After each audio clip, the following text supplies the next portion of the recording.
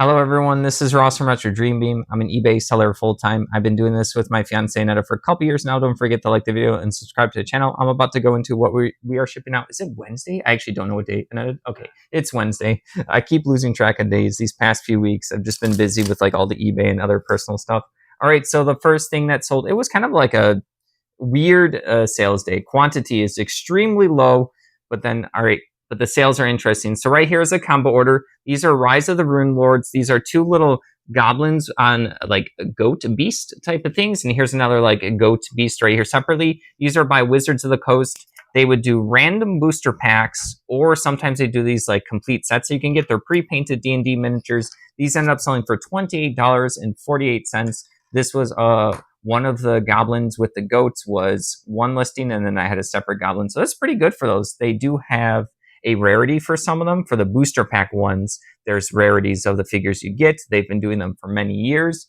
All right, next up is going to be like a poster / Games Workshop, like a build. It tells you how to build one of these particular miniatures. It's like a goblin mech thing. What's it called?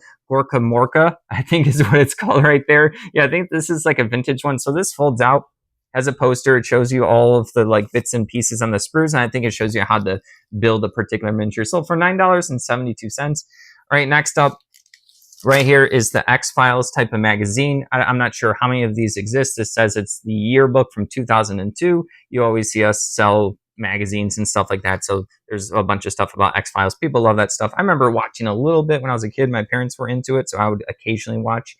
I remember like an episode where there was this lady living like two lives. She would like wake up in the morning, look at the mirror, and maybe notice something wrong with her face or something changed. And then you realize at the end of the episode that there was like another person that was living like her life when she was sleeping. Weird stuff. That's like X-Files.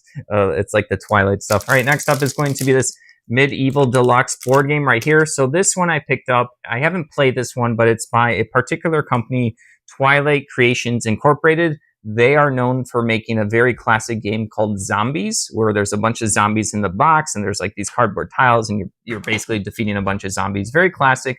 This company would go to a bunch of conventions. They kind of have like this particular art style. So when I see it, I realize it's Twilight Creations. So I know people really like their zombies. So I'm assuming other people also like the rest of their games that they sell. I haven't seen them at a convention in a while, so I don't know like where the company stands right now. But yeah, this ended up selling for $13.66. All right, that's everything except for one last thing. So yeah, you can see it was a pretty miserable day. But this right here is the first edition Dungeon Quest Heroes expansion. So yeah, first edition right here. It has a lot of stuff. I forgot what the few things were missing. I was only missing a couple bits and pieces right here. Someone like actually cut out the box. Unfortunately, I wish I had the box with it, but they cut out the front and back of the box. They kept it with some of the bits and pieces. This still incomplete sold for $168.74. Got really lucky with the Dungeon Quest stuff. It's actually a really fun game. I haven't played first edition, but I've actually had second edition right here behind me for a while. Super fun where everyone plays a hero. You start at the corner of a gridded map, and the goal is to get at least one gold point and then leave the dungeon. There's also a mechanic in the game where you can actually get knocked out in the dungeon. Then you basically get 0 points, even if you had money or stuff. And in the center of it is a dragon's hoard, where you can try to dig for higher points, gold points, but then the dragon can wake up and do a bunch of damage to you and stuff. So you pick a character, you have special abilities, you're going through like traps, like spider web traps, you're fighting monsters. There's like the second edition comes with some of the expansions. There's like an underground catacombs part you can use. I'm not sure. I can't remember what the Heroes is added or if the Heroes expansion's in the second edition. Super fun game. So yeah, that's why people pay up for the first edition. All right, that's everything. That's it. Thank you for watching. Don't forget to like the video and subscribe to the channel. Have a good one.